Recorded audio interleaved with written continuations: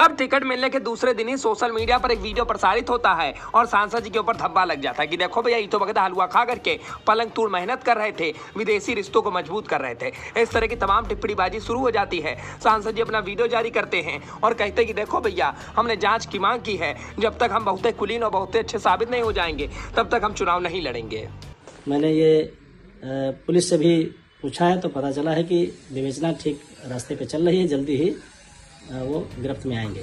अब सांसद उपेंद्र रावत जी तो पीछे खिसक गए, लेकिन बीजेपी को डैमेज कंट्रोल करना पड़ेगा। अगर बीजेपी ऐसा नहीं करेगी तो बीजेपी को हार का सामना भी करना पड़ सकता है। तरह तरह की चर्चाएं गांव में तो होबे करेंगी, चाची मौसी तो बतिएबे करेंगी कि देखो फला सांसद रहे भैया, देखो तो कीबित करत रहे। हर कोई जानता है होटल में बंद कमरे में का हुआ रहे, इतन की बातें गाँव में हो रही हैं और गली मोहल्ला कीके लगे यह वीडियो हुई है ना भैया, हर कोई जाना था बहुत छीछा लेदर हुआ है, तो बीजेपी को डैमेज कंट्रोल तो करना पड़ेगा। फिलहाल भैया यह तो बात की बात होगी, लेकिन आपका बता दी कि संभावनाएं बहुत सारी चल रही हैं। बतावा जा रहा है कि बीजेपी कोनो ना कोनो भैया रावत एक टिकट दे, ऐसा ही इसलिए क्योंकि बाराबंकी जिले की सीट जब से अनुसूचित जाति के लिए सुरक्षित भाई है, तब से बाराबंकी जिले में पारसी समाज का ही दबदबा माना जाता है और जनता की पहली पसंद भी रावत बिरादरी का ही व्यक्ति रहता है, क्योंकि भैया ये लोग बढ़िया काम करते हैं और बाराबंकी जिले में पारसी समाज की अच्छी खासी वोट संख्या भी है। आपका बता दें कि अनुसूचित जाति के मतदाताओं में रावत बिरादरी के मतदाताओं की संख्या सबसे अधिक, कम से कम 12% बताई जाती है। इसलिए सपा,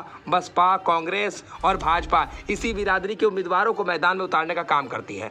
वर्ष 2009 में कांग्रेस के टिकट से गौतम बिरादरी के डॉक्टर पीएल पुनिया जी सांसद बनने में सफल रहे थे, लेकिन वर्ष 2014 में जब मोदी जी की आंधी चली थी तो प्रियंका सिंह रावत चुनाव बीजेपी से जीत जाती हैं। वर्ष 2019 में भाजपा के ही उम्मीदवार उपेंद्र सिंह रावत सांसद चुने जाते हैं। दूसरे नंबर पर बसपा सपा गठबंधन राम सागर रावत जी और डॉक्टर पीएल पुनिया जी के पुत्र तनुज पुनिया तीसरे नंबर पर देखने को मिलते हैं। अब वर्तमान में जौन भैया 24 का इलेक्शन होने वाला है लोकसभा का, इमा बकायदा समाजवादी पार्टी और कांग्रेस का गठबंधन हो चुका है, जिसके संभावित प्रत्याशी तनुज पुनिया माने जा रहे हैं। डॉक्टर पीएल पुनिया जी पहले ही कह चुके हैं कि देखो तनुज को जनता जो है तनुज को सांसद बनते हुए देखना चाहती है। बाकी तो भैया हमारा पार्टी जैसा तय करेगा, जिसको प्रत्याशी बनाए, हम बकायदा पार्टी के साथ हैं। यही नहीं भैया, भाजपा सांसद उपेंद्र रावत जी को भी दोबारा टिकट मिल गया था, पक्का हो गया था, घोषणा हो गई थी, सब कुछ ठीक ठाक चल रहा था। 24 घंटे के अंदर भैया एक वीडियो सोशल मीडिया पर वायरल होती है, 2 वायरल होती है, पता चलता है कि आधा दर्जन से अधिक वीडियो है। इसके बाद तो सांसद जी की बड़ी छीछा लेदर हो जाती है। फिर सांसद जी आते हैं, अपना वीडियो प्रसारित करते हैं और बोलते कि देखो वह फेक वीडियो है, एडिट वीडियो है, हमारा राजनीतिक करके चौपट करने का प्रयास है, तमाम तरह के आरोप लगाते हैं और उसके बाद पीछे खिसक जाते हैं। इसके बाद होना का था भैया, अब फिर से जो है भाजपा में दौड़ भाग शुरू हो गए हैं। हर कोई भैया लखनऊ से लेकर के दिल्ली तक दौड़ भाग कर रहा है, टिकट की दावेदारी कर रहा है।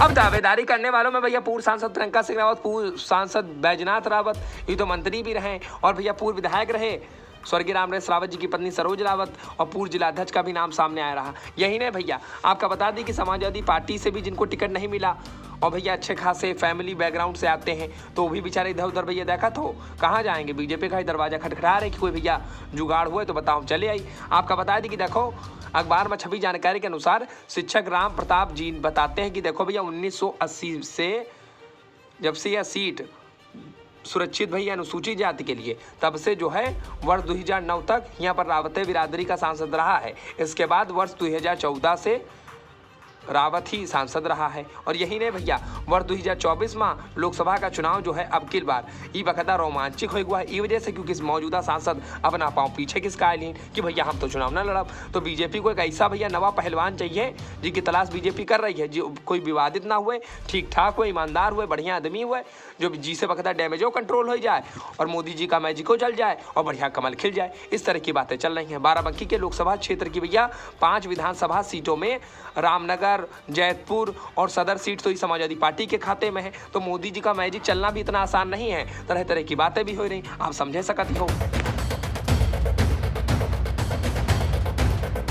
अब लोकसभा चुनाव भैया 2019 में भाजपा को 5,15,910 मिले थे और बसपा गठबंधन जो रहा उनका 4,25,777 वोट मिले रहे। कांग्रेस का 1 लाख कुछ वोट मिला रहा है। तो भैया देखो मोदी जी का मैजिक चलना भी इतना आसान नहीं। अब की बार तो सपा ने भैया कांग्रेस से गठबंधन कर लिया है और बसपा ने भैया अभी कोई अपना उम्मीदवार घोषित नहीं किया है। भाजपा की ओर से भैया मौजूदा सांसद चुनाव लड़े से इंकार कर दी है। तो सबकी नज़र भैया बीजेपी के उम्मीदवार पर टिकी हुई है। अब देखने वाली बात है कि बीजेपी किसको उम्मीदवार बनाती है, कौन बकायदा कमल खिला पाएगा।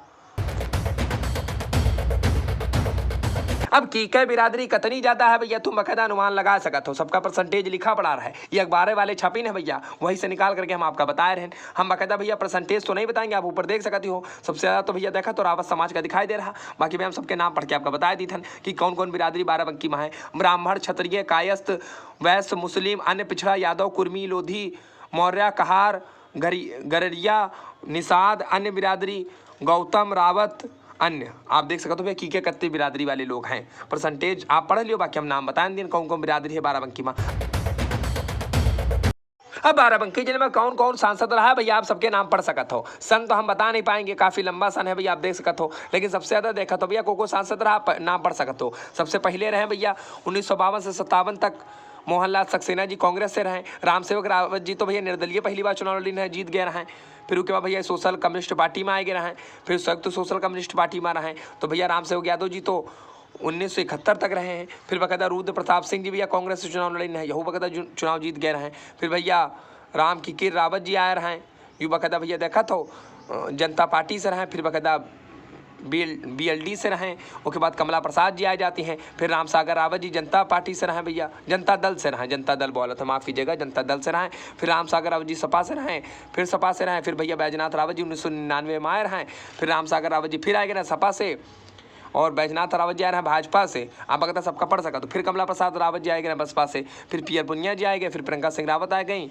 उसके बाद भैया फिर उपेंद्र रावत आ गए बीजेपी से। बाकी आप सबके पार्टी देख सका तो सन देख सका तो इसे अखबार वाले छापे ना है, हम गलत तो नहीं आपका बता दी। बाकी भैया पूरा विश्लेषण करी ना समाचार पत्र वाले, उनका धन्यवाद भी करना चाहिए कि देखो इतनी बढ़िया जानकारी आप तक उन्होंने पहुंचाने का काम किया है। तो वीडियो अच्छी लगी तो कमेंट करना, चैनल को सब्सक्राइब कर लेना, शम्मा साहब को मिलेगी तो बेल आइकन जरूर दबा देना। बाकी आपकी कार्यक्रम कीजिएगा।